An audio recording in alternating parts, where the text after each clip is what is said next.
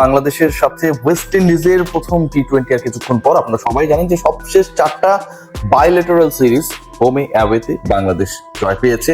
টানা 4টা সিরিজে জয় পাওয়া বাংলাদেশের টানা 5ম সিরিজে জয়ের সুযোগ, এবং সেই সিরিজ জয়ের পথে এগিয়ে যাবার জন্য প্রথম ম্যাচে জয়টা গুরুত্বপূর্ণ, কারণ আপনি একটা উইনিং মোমেন্টামে থাকলে পরের 2 ম্যাচের ইকুয়েশন চ্যালেঞ্জেস গুলো অনেক ইজি হয়ে যায়।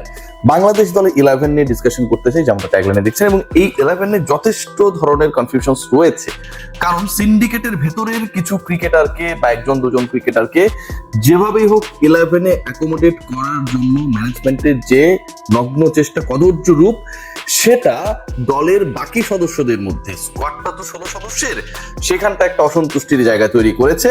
এবং শেষ পর্যন্ত বাংলাদেশ দল যেহেতু 6 জনের বেশি ব্যাটার অ্যাকোমোডেট করতে পারবে না, কারণ প্রপার 5 জন বোলার লাগবেই। আবার খেলা হচ্ছে সাগরিকার উইকেটে, যেখানটায় প্রচুর রান রয়েছে। বাংলাদেশের বেস্ট কিউরেটর জাহিদ রেজা বাবু এই পিচ বা এই উইকেটটা বানিয়েছেন। সো ওই জায়গায় আপনি যদি শর্ট অফ বোলার্স নিয়ে খেলতে নামেন, তাহলে হিতে বিপরীত হতে পারে। বাংলাদেশের বোলিং ডিপার্টমেন্টে চ্যালেঞ্জের নাম, মানে এখানটায় সিন্ডিকেট সেভাবে নেই, তবে বোলিং ডিপার্টমেন্টে চ্যালেঞ্জের নাম যে how many quicks and how many spinners আপনি এখানটায় অ্যাকোমোডেট করবেন।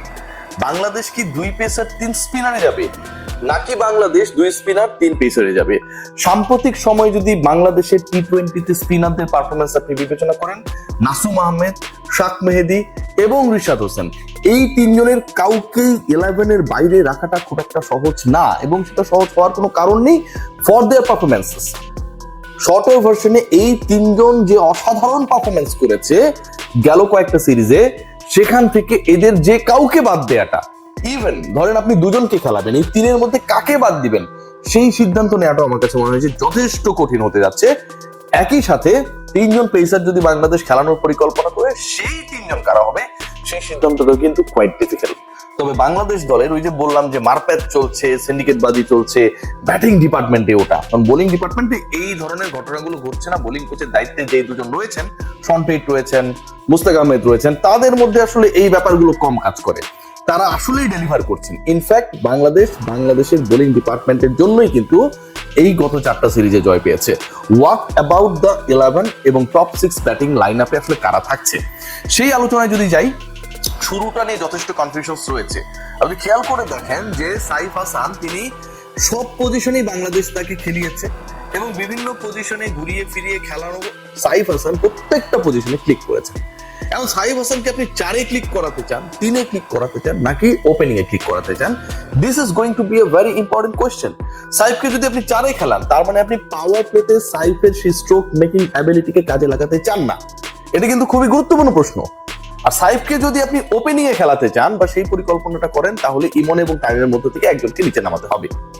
ইমন এবং তামিমের একজনকে যদি আপনি নিচে নামানোর পরিকল্পনা করেন, লিটন দাসের ব্যাটিং অর্ডারটা তাহলে কি হবে? লিটন দাস তো নাম্বার 3 হিসেবে আমরা ভাবছি।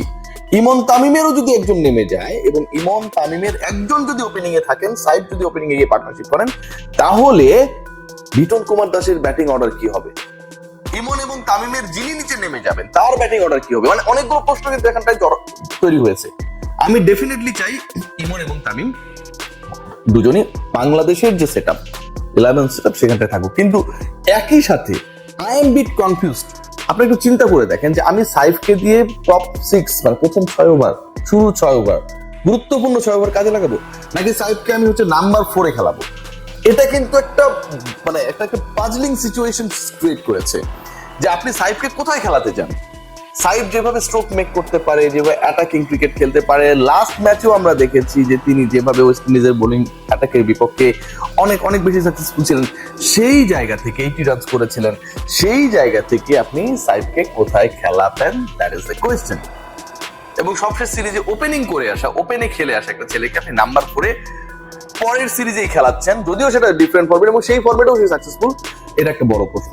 সো আমার কাছে মনে হয় টিম ম্যানেজমেন্ট কিভাবে এটাকে ডিকটেট করবে আমি জানি না, বাট সাইফ হাসানকে I want to see in opening. Saif হাসানকে আমি ওপেনিং এ দেখতে চাই, ইমন এবং তামিমকেও আমি 11-এ দেখতে চাই। লিটন কুমার দাস তো ক্যাপ্টেন, তিনি থাকবেন।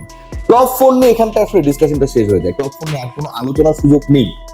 এই 4 জনকে আমি বাদ দেওয়ার পক্ষে না, লিটন এমনিতেই বাদ করবেন না, সাইফকে আপনি মানে কোনো বিবেচনায় বাংলাদেশ দলের সবচেয়ে কনসিস্টেন্ট ক্রিকেটার রাইট নাও, আপনি বাদ দেওয়ার পরিকল্পনা চিন্তা ভাবনা করলেই আনতে পারবেন না মাথার মধ্যে।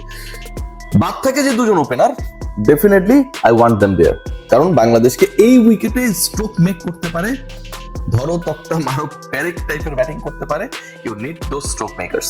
সো এরপরের যে পজিশন দুটো থাকলো নাম্বার 5 and 6, ম্যাজিকটা ওখানটায়, কালো জাদু, ব্ল্যাক ম্যাজিক ইনফ্যাক্ট ওখানটায়। কেন আমি বলছি যে টপ 4 নিয়ে কোনো কোয়েশ্চেন নেই। বোলিং ডিপার্টমেন্টে আপনি 3 জন আর 2 জন, মানে যতজনই আপনি স্পিনার খেলান না কেন, এটা নিয়েও বড় প্রশ্ন তোলার সুযোগ থাকবে না, কারণ সবাই মানে কাছাকাছি পারফর্মার 19-20 ইনফ্যাক্ট। পেস ডিপার্টমেন্ট নিয়েও আসলে বড় প্রশ্ন তোলার কোনো সুযোগ তো থাকছে না। বাট 5-6 আপনি কাকে খেলাবেন? Who will be your keeping option? Liton Kumar Das the captain, তিনি নিজেই কিপ করবেন, ধরেন করলো। আপনি among this 3 cricketers, Shamim Hossain Patwari, Jaker Ali Anik এবং নুরুল হাসান সোহান, তাহিদ হৃদয় কিন্তু আলোচনা দিয়ে আনছি না, তাহিদ হৃদয় আমি স্পট দেখি না ইনফ্যাক্ট। সো এই যে 3 জনের আমি নাম বললাম, নুরুল হাসান সোহান, জাকের আলী অনিক, শামীম হোসেন পাটোয়ারি, এই দুজন থেকে you will be able to accommodate only 2। একজনকে আপনাকে বাদ দিতে হবে। এখন জাকের আলী অনিককে যেভাবে হোক কোচিং স্টাফের একটা অংশ, ইনফ্লুয়েন্সিয়াল পার্ট, তাকে খেলাতে চায়। যেই জাকের আলী অনিক সবশেষ 6 ম্যাচে করেছেন 66 রান, মাত্র 66 রান লাস্ট 6 ম্যাচেসে, যার এভারেজ হচ্ছে 11, যার স্ট্রাইক রেট হচ্ছে 108। কোনো বিবেচনাতেই বাকি দুজনের সাথে, সোহান বলেন আর পাটোয়ারি বলেন, কোনো বিবেচনাতেই বাকি দুজনের সাথে কম্পারেবল না তার পারফরম্যান্স, খুবই পোর। সেই জাকের আলী অনিককে শুধুমাত্র কোনো একটা জায়গা থেকে ভালো লাগার কারণে, ভালোবাসার কারণে খেলানোর ব্যাপারে একটা বড় ধরনের চোখ আছে, পাল্লাটা এদিকে নামানো আছে। সো এখন এই ঘটনাটা যদি ঘটে, it is going to be a very very dirty practice in the national team. কারণ আপনি পারফর্মারকে বাদ দিয়ে নন পারফর্মারকে শুধুমাত্র আপনার কোরামের বলে যদি খেলিয়ে দেন, আমি জাকেরের বিরুদ্ধে না, জাকেরের মতো যদি বাজে পারফরমেন্স শামীম হোসেন পাটোয়ারি করে, ইভেন সাইব হাসান করে, আমি তাদের ব্যাপারেও বলবো। Because I am as a citizen of this country এবং একজন রিপোর্টার হিসেবে আমি চাই কি যে বাংলাদেশের সেরা 11 জন মাঠে নামবে, সেরা 11 জন মাঠে নামবে, নাম এখানটা ম্যাটার করে না। সো আপনি যখন সেরা 11 জন ক্রিকেটার খেলাবেন, অ্যাকর্ডিং টু দ্য পারফরমেন্স আপনি সেরা 11 জনকে বেছে নেবেন।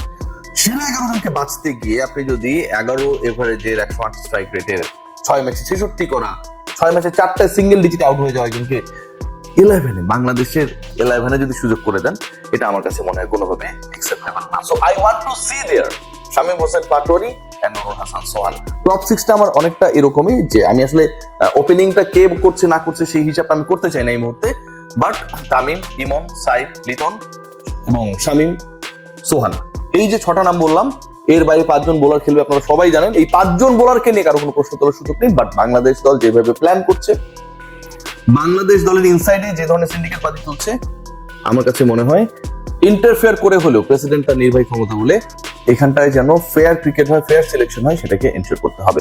সবাই ভালো থাকবেন, টেক গ্রেট কেয়ার। একটু পরেই ম্যাচ, বাংলাদেশ ওয়েস্ট ইন্ডিজ সিরিজের প্রথম T20 চট্টগ্রামে স্বাগত।